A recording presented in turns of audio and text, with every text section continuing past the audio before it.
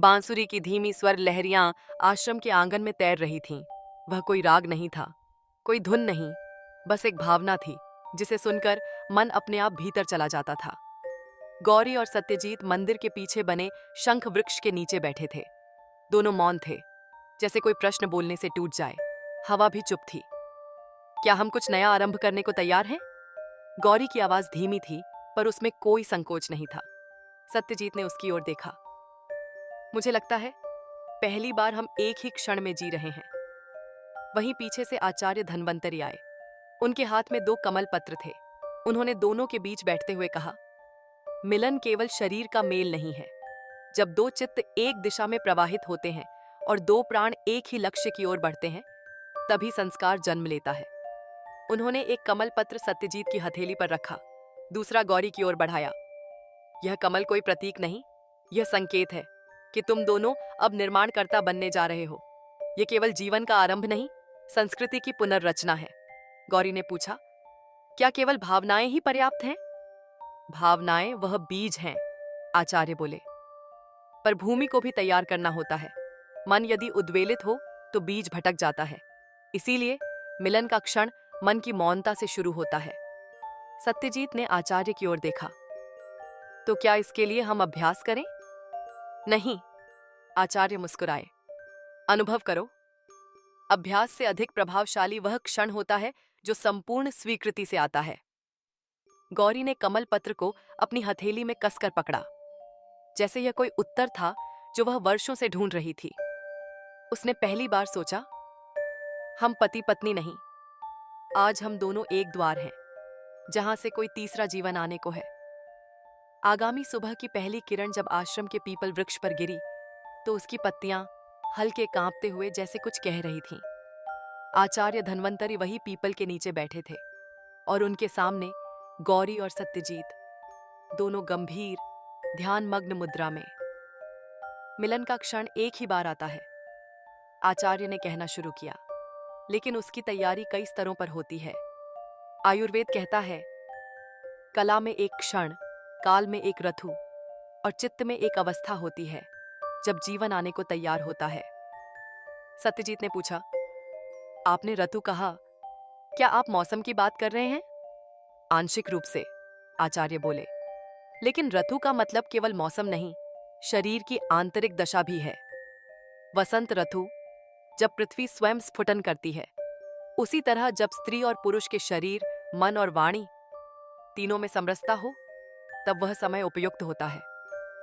गौरी ने संकोच से पूछा, और तिथि, क्या वह भी मायने रखती है?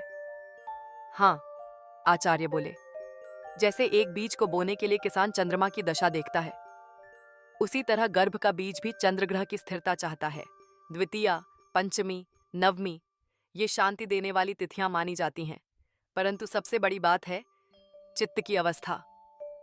सत्यजीत ने हल्की हंसी के साथ पूछा, और वह कैसे नापी जाती है? आचार्य मुस्कुराए, वह नापी नहीं जाती, वह केवल महसूस की जाती है। जब तुम्हारे भीतर कोई द्वंद्व न हो, कोई अपेक्षा न हो, कोई आग्रह न हो, तब चित्त निर्विकल्प होता है। और ऐसा चित्त जब दूसरे चित्त से मिलता है, तो वहां केवल शरीर नहीं, ऊर्जा का आदान प्रदान होता है। उन्होंने पास रखे काष्ठ पात्र से कपूर निकालकर जलाया। उसकी तीव्र सुगंध हवा में फैल गई। कपूर की तरह बनो, पूरा जलो, पूरी महक दो और फिर अदृश्य हो जाओ। यही मिलन की सर्वोच्च अवस्था है। गौरी की आंखें धीरे धीरे बंद हो गईं। उसके भीतर पहली बार यह विचार पनप रहा था कि गर्भधारण केवल इच्छा शक्ति नहीं, स्थिति है। और स्थिति वही श्रेष्ठ होती है जहां तुम स्वयं को भुला दो। सांझ की बेला थी। तुलसी चौरे के पास नंदिनी कुछ सामग्री सजा रही थीं। हल्दी, अक्षत, कमल के बीज, चंदन और एक लोटा स्वच्छ तांबे का जल। उनके चेहरे पर शांति थी, जैसे वे कोई त्योहार नहीं, बल्कि प्रार्थना की तैयारी कर रही हों। गौरी और सत्यजीत उनके पास पहुंचे। मां, आप कुछ कर रही हैं? गौरी ने पूछा। नंदिनी ने मुस्कुराकर कहा, हां, आज गर्भाधान संस्कार की विधि सिखानी है।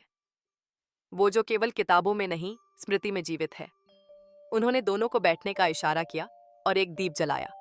पुराने समय में जब पति पत्नी संतान की कामना करते थे, नंदिनी ने कहना शुरू किया, तो सबसे पहले वे इस संस्कार से प्रारंभ करते थे। यह कोई अनुष्ठान नहीं था जिसे पंडित करवा दें, यह तो चेतना की तैयारी थी। उन्होंने हल्दी को जल में मिलाया, फिर कमल के बीज को उसमें डुबोते हुए कहा, हल्दी शरीर की शुद्धि का प्रतीक, कमल चित्त की निर्मलता का, और जल उस प्रवाह का जो अब किसी और दिशा में बहने वाला है। सत्यजीत ने पूछा, क्या इसमें कोई मंत्र होता है?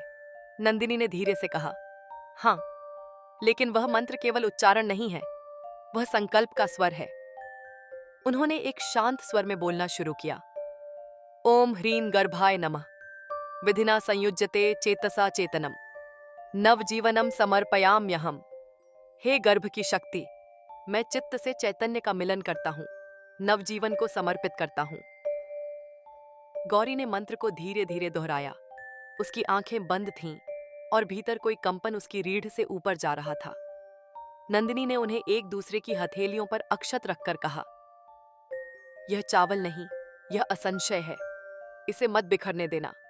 फिर उन्होंने हल्दी से उनके माथे पर एक छोटी बिंदी लगाई। अब तुम दोनों शरीर नहीं, बीज और भूमि हो। उस क्षण कोई शंख नहीं बजा, कोई घंटा नहीं टनका, पर भीतर जैसे कोई सूक्ष्म श्लोक गूंजा जो केवल प्रेम और मौन से ही सुना जा सकता था। रात्रि बीत चुकी थी, लेकिन वह केवल समय नहीं था जो गुजरा था, जैसे कोई संस्कार अब अंतरतम में अंकित हो चुका था। गौरी ने आंखें धीरे धीरे खोली। वह अपने कक्ष में थी।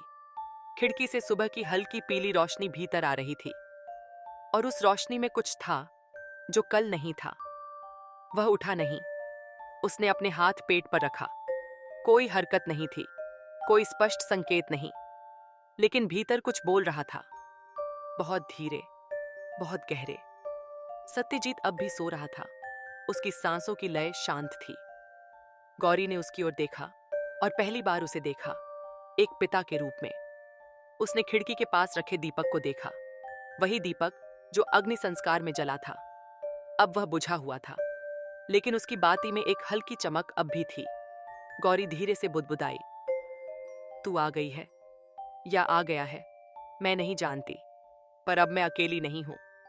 उसने आंखें बंद की। भीतर कोई चित्र नहीं था, पर एक भाव था, जैसे किसी ने उसकी आत्मा को हल्के से छुआ हो। उसने अपना हाथ फिर से पेट पर रखा। अब मुझे बोलने की जरूरत नहीं, अब तुझे सुनने की जरूरत है। बाहर आकाश में कोयल की एक स्वर लहरियां फूटीं, जैसे कोई छोटा संदेश प्रकृति ने दिया हो। बीज बोया जा चुका है, अब मौन ही उसकी रचा है।